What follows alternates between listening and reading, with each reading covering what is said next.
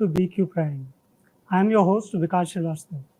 Today I am going to talk about the recent technology transfer agreement that Neogen Chemicals has entered into with Mitsubishi Corporation, Chemicals Corporation. And we have with us Mr. Harin Kanani, the Managing Director of Neogen Chemicals, who will talk to us about the impact of this agreement on India's battery manufacturing industry. Welcome to BQ Prime. Thank you. So, if for our audience, if you can explain what exactly will be the impact of this technology transfer that you have entered into with Mitsubishi Corporation. Thank you. So, we have entered into this agreement with Mitsubishi Chemical Group's subsidiary, MU Ionic Solutions Limited. They are one of the world's oldest electrolyte producers. They are making electrolyte for last 30 years, and their electrolyte has been used world over. They have almost 5 plants in the world. For the first time ever, they have agreed to license this technology to a party outside, and Neogen is the first recipient of the manufacturing license agreement, where they will be sharing their know-how, the process, as well as the design of the plant. And based on their design, along with their group companies' help, we will build this plant, and then this will produce basically world-class electrolytes for India. Now, as you know, in India battery space, we are right now making EVs, but most of the cells are coming from outside. So already government has announced a PLI scheme wherein the cells will be produced in India. Mm-hmm. And when they start making in India, they would need electrolyte and other battery components. Out of that, electrolyte is very key material which has to be worldwide made always locally. So therefore, the local production of electrolyte of a very good quality will ensure that the Indian cell production companies have one less thing to worry about, mm-hmm. and they can get this locally of a global quality and safety standards. Right.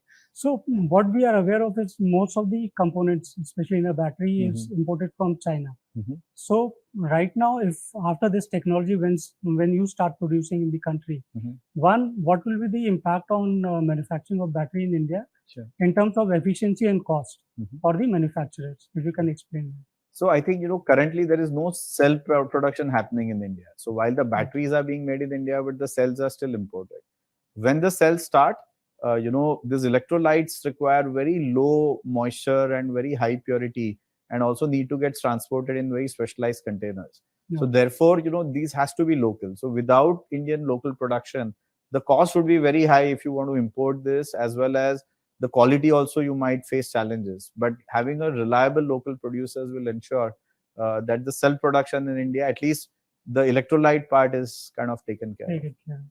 So under PLI scheme, we mm-hmm. expect almost 60% has to be made, yes. from India. Mm-hmm. So how much of this will help companies to kind of, meet the demand? Mm-hmm.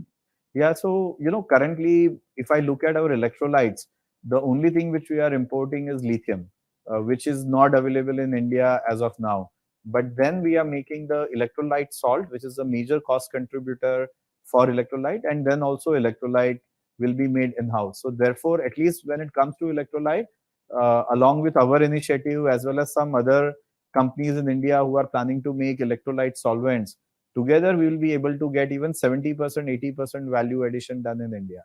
So at least in each components where we have to reach this 60%, with this technology, with our own electrolyte production salts, we will be above 60% requirement when it comes to electrolytes. Okay. So are you already in talks with the other companies where you'll be supplying these batteries and these? Yeah, so there are almost close to 15 to 18 different cell production companies who intend to make cells. And Neogen has been in touch with them for last 2.5 years, discussing with them their plans for the cell production, electrolyte requirements, the composition. And we already had set up a small laboratory from where we can give them also samples, and some of the samples which they've supplied, which we already supplied to them, are already currently getting evaluated. We had also announced our own plans for scale up using our own technology, but now with the collaboration or the technology license which we are going to get from Mitsubishi Ube MUIS, we will be even more confident about the quality and the safety, and this will also give comfort to our customers, reducing the time for approving Neogen as a source at a commercial level. Okay. And how much you are planning to manufacture to begin with?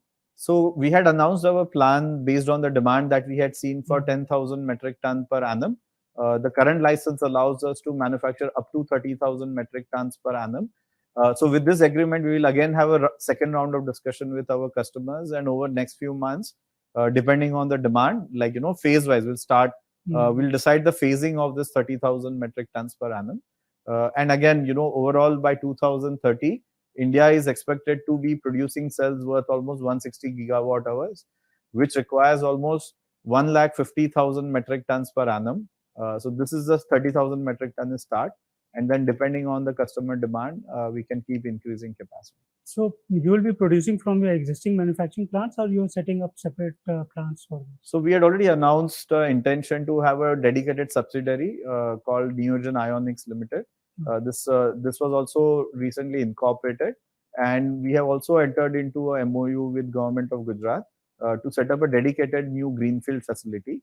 So in the beginning, maybe initial smaller production might be done by the existing plant, but down the line, once we get the land allotted from the Government of Gujarat, then we will basically also plan the greenfield facility where we can have future higher capacities of electrolyte as well as electrolyte salts. Okay. So initial this 10,000 metric tons, what you said, what will be the planned investment for that? So for our own technology, 10,000 metric tons per annum, we had planned an investment of around 450 crore. As I mentioned earlier, that now the demand is the plant that we are ultimately going to plan is for 30,000 metric ton per annum. And also this was based on our technology. So now that the agreement is signed and we understand over next few months the technology which will be required, which will be receiving from Japan, and the cost of the plant for that. So accordingly, we will decide now and also once we talk to the customer and we have a clarity on the demand, we will decide how we reach the 30,000. We'll go 10,000, 30,000, 15, or directly 30,000. And also once we understand the Japanese technology and the investment requirement, we'll have an exact clarity on the investment. Okay. Because of shortage of time, I'll ask you the last question. Okay. Especially with the recent discovery of lithium resources in Leh and Ladakh, how much you think that will help Indian manufacturers, even for companies like you and battery manufacturers? Yeah, I think, it gives a clarity that in case, in the world there is a shortage of lithium, so having our own lithium would definitely be of value. Now, Neogen has been importing lithium for last 30 years, and most of the lithium is produced in Chile, Argentina, and Australia. With all, India has a very good relationship, and specifically Neogen has that very good relationship with world's top lithium producers. So they've all guaranteed, not assured, that to Neogen that yes, your requirement for lithium will be met. But down the line, having our own lithium in India ensures that in case if there is a shortage, then we don't have to depend. Plus, with the local production, not only for electrolytes for India, but we can also do more things for electrolyte salts, for which we are looking at a global market. And having our own lithium will definitely help us. Right. Although it's in a very early stage, so it will take few years for us to get commercialized and refined and get a product, but we are looking forward to that day. So any communication from the government side on the mining aspect of?